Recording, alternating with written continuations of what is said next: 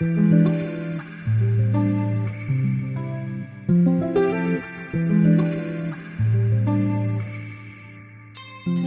dans Sacrée Sexualité, le podcast où on parle de sexualité, mais pas comme à la télé.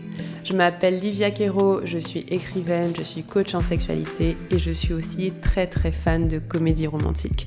Et tu vois, dans les comédies romantiques, le sexe c'est toujours automatique, fluide, génial et parfait. Et ça ressemble pas trop à la réalité.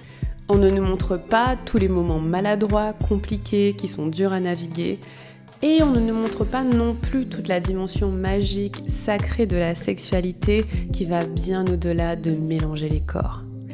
Eh bien, tu sais quoi, dans ce podcast, c'est exactement ce qu'on va faire. On va parler des choses qui sont un peu compliquées, un peu difficiles et dont personne ne parle jamais. Et en même temps, on va parler de la dimension spirituelle, énergétique de la sexualité qui en fait un outil qui te permet de te reconnecter à qui tu es et qui impacte tous les aspects de ta vie. Je suis très heureuse de t'accueillir dans ce podcast et je te dis à tout de suite pour l'épisode du jour.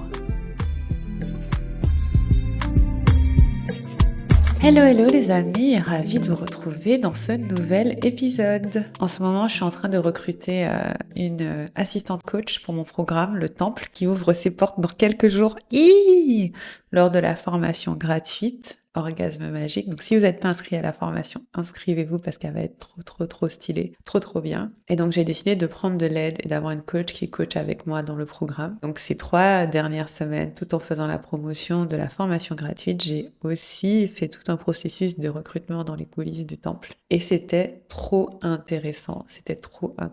Donc déjà, merci à toutes les personnes qui ont candidaté. J'ai eu des dizaines de candidatures. Je m'attendais pas à autant de candidatures. C'était vraiment chouette. C'était très difficile de faire des choix. Mais on est une diva ou on ne l'est pas. Donc j'ai dû avoir des standards très élevés, n'est-ce pas ? Et vraiment, c'était plus une question de trouver le bon fit, la bonne compatibilité qu'une question de compétence. C'est comme en amour, tout le monde est génial, mais c'est juste quelles relations vont coller ensemble en fait. Et donc voilà. Donc j'ai fait mon processus de recrutement, c'était trop intéressant. Et en fait, j'ai réalisé une chose qui est que la façon dont je coach dans le Temple est très spécifique et rare. En fait.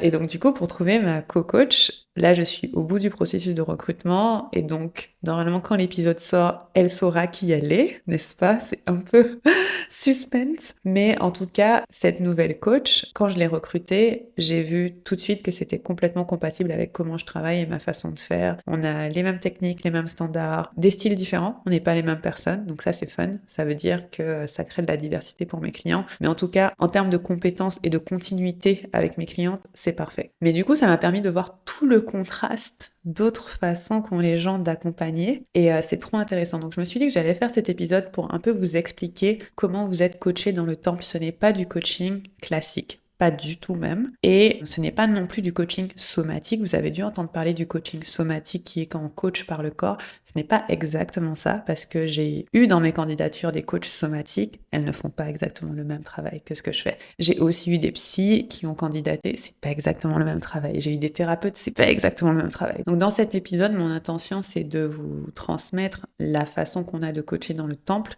de façon à ce que vous ayez une vision plus précise et plus transparente de ce à quoi vous pouvez vous attendre. Je sais que c'est pas facile de l'extérieur d'imaginer comment c'est. Une fois qu'on est dedans, tout est très clair, mais de l'extérieur, pour pouvoir prendre ses décisions, évaluer si c'est ce qu'on recherche en ce moment, c'est pas forcément évident.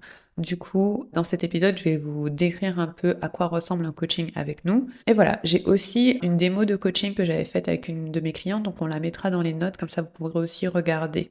Alors, j'ai été formée par 2 techniques de coaching. J'ai une formation en sexualité sacrée et j'ai une formation en résolution somatique des traumas. La formation en sexualité sacrée a pour particularité d'être aussi très somatique. Elle passe beaucoup par le corps. En tout cas, la formation en sexualité sacrée que j'ai, il y a beaucoup de travail sur rassembler les parts de soi. L'objectif, c'est d'intégrer toutes les parts de nous, intégrer toutes les parts d'ombre de nous, vraiment s'accepter pleinement pour avoir une sexualité épanouie, vraie, vivante. Si je devais résumer cette technique, c'est ça.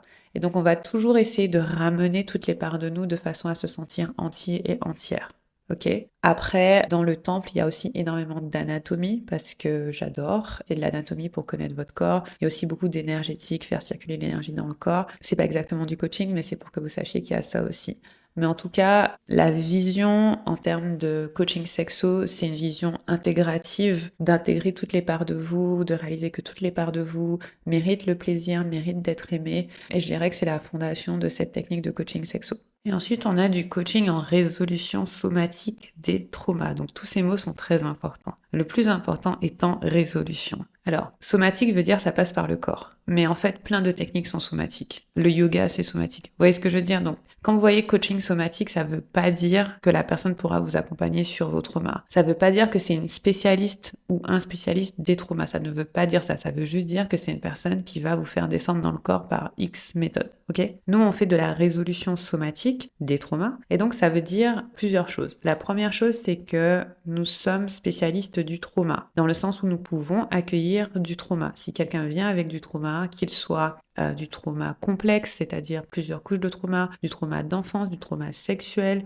toutes ces choses-là, on peut les accueillir parce que la technique le permet. Ok? Ce n'est pas le cas de tout le monde. Tout le monde n'est pas spécialiste du trauma. La plupart des gens, quand on est optimiste, sont trauma informés, donc ils sont au courant que le trauma existe, ils peuvent être au courant de comment le trauma se présente, mais ils ne peuvent pas forcément accompagner une résolution. Dans le temple, on vous accompagne à la résolution.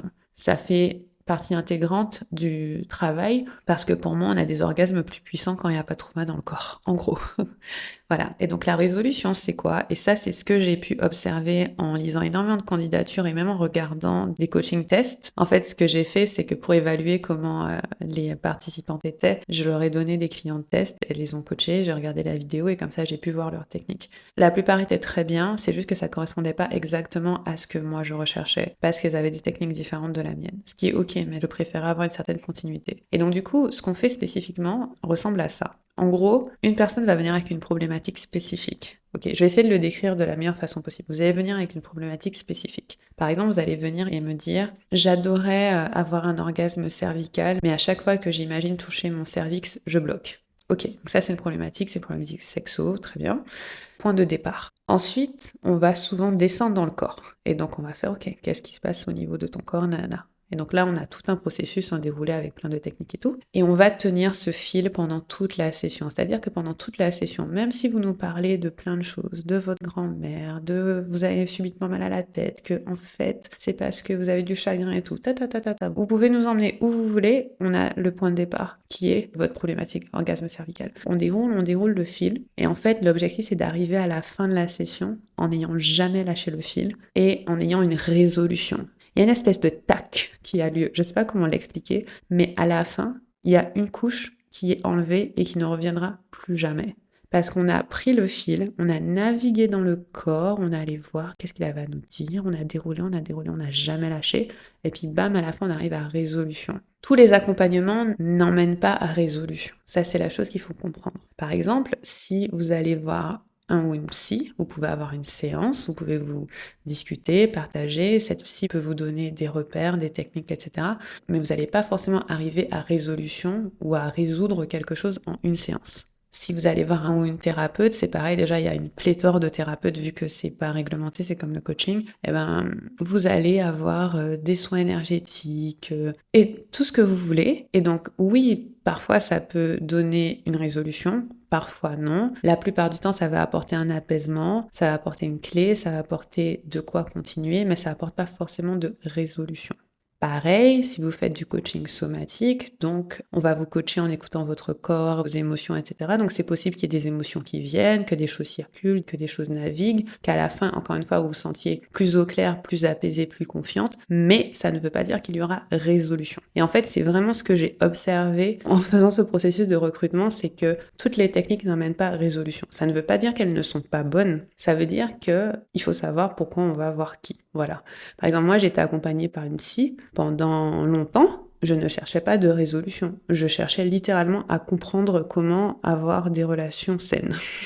Et donc, je n'ai pas soigné de trauma avec elle, mais j'ai eu de nombreux repères sur comment naviguer les relations. Pareil, vous allez avoir des psys qui vont vous aider à normaliser votre vécu, réaliser qu'en fait, vous n'êtes pas seul, vous n'êtes pas dingue, que c'est normal que vous ayez vécu ça. Et les psys, par exemple, ont une certaine façon parfois d'être très pédagogues. Moi, j'ai remarqué ça. Et c'est important, c'est nécessaire. Pareil, vous allez voir un thérapeute ou une thérapeute, il va y avoir un certain apaisement, une certaine clarté, ça va faire du bien. Ça peut être très bien. Beaucoup de mes clients utilisent un tas de techniques.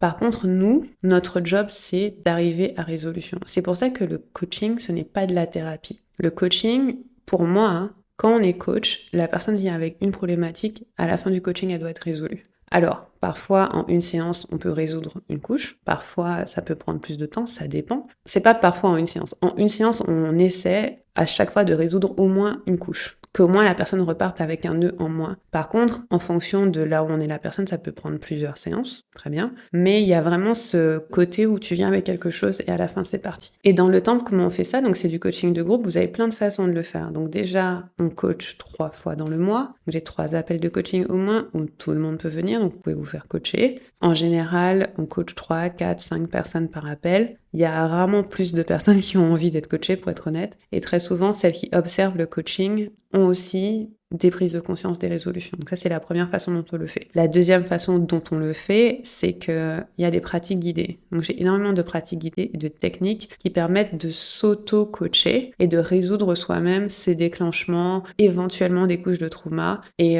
au fur et à mesure du programme, certaines des participantes arrivent à le faire vraiment bien elles-mêmes, quoi. Donc il y a ça, c'est la deuxième partie. La troisième façon, c'est qu'on a des pratiques guidées aussi. Et donc, les pratiques permettent pas forcément une résolution comme en coaching, mais permettent d'avancer sur certains points. Et comme on va descendre dans le corps également, ça permet ça. Et après, je coach aussi par écrit, c'est un petit peu différent, mais ça permet aussi de faire certaines prises de conscience. Mais là, ce qu'il faut retenir, c'est les 2 premières choses que j'ai dites. C'est-à-dire qu'il y a du coaching de groupe 3 fois par mois où vous êtes coaché directement et aussi on vous apprend à le faire de façon autonome. Parce que de toute façon, ce serait pas réaliste de dire qu'on peut coacher tout le monde dans le programme chaque semaine. Ce serait pas réaliste. Et c'est pour ça que c'était très important pour moi que vous ayez des outils qui vous permettent d'être indépendant par rapport à ça et autonome. Parce que ce qui me dérange un peu dans le monde du coaching, de la thérapie, du développement personnel, tout ça, c'est qu'il y a une certaine dépendance à l'autre en fait, à la personne qui nous accompagne. On se dit mais si elle est pas là, comment je vais m'en sortir? Moi, j'ai pas envie que mes clients soient dépendants de moi, j'ai envie que mes clients soient très autonomes. Et donc du coup, il y a de nombreuses techniques de coaching que j'applique sur mes clientes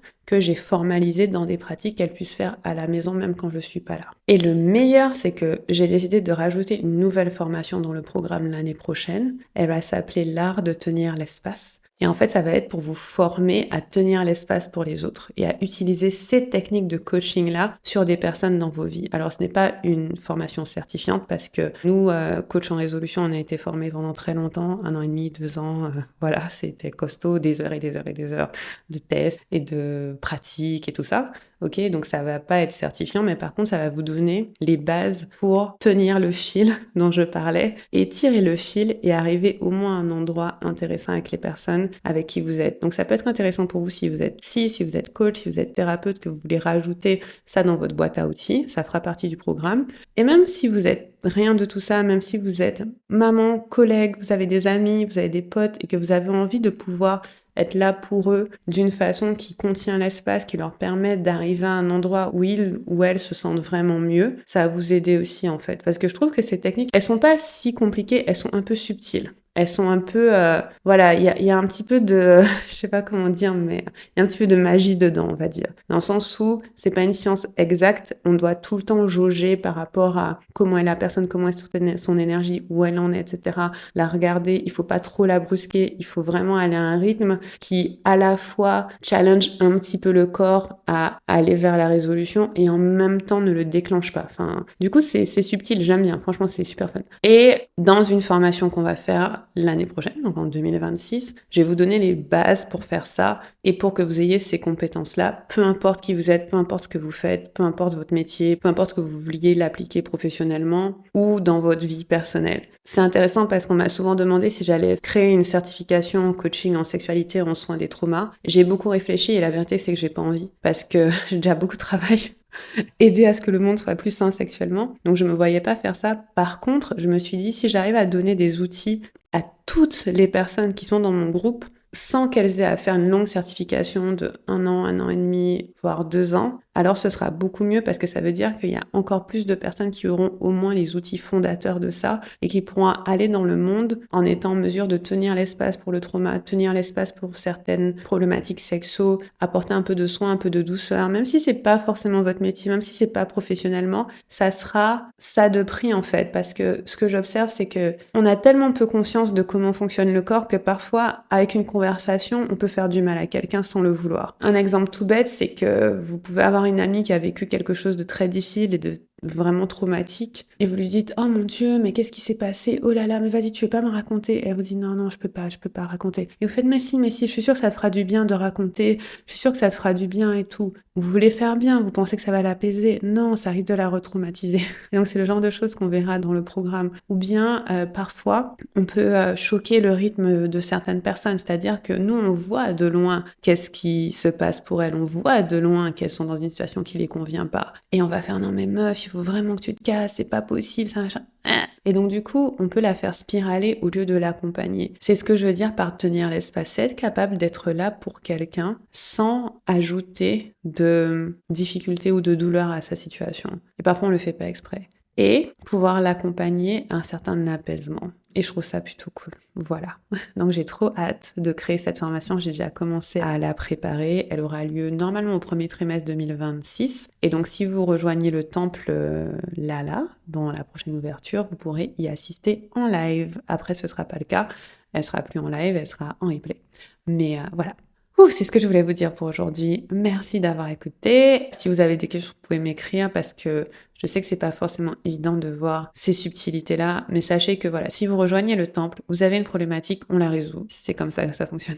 On la résout ensemble, bien sûr. On peut pas résoudre à votre place, mais en tout cas, vous êtes accompagné à ce que des choses soient résolues et que la chose qui vous embête aujourd'hui dans votre vie sexuelle, mais pas que, parce que ce qu'on fait affecte la vie tout court. L'idée, c'est de tenir ce fil, le dérouler jusqu'à arriver à résolution. Voilà, j'espère que c'était clair. Je vous embrasse très fort et je vous dis à très bientôt pour un prochain épisode. Salut!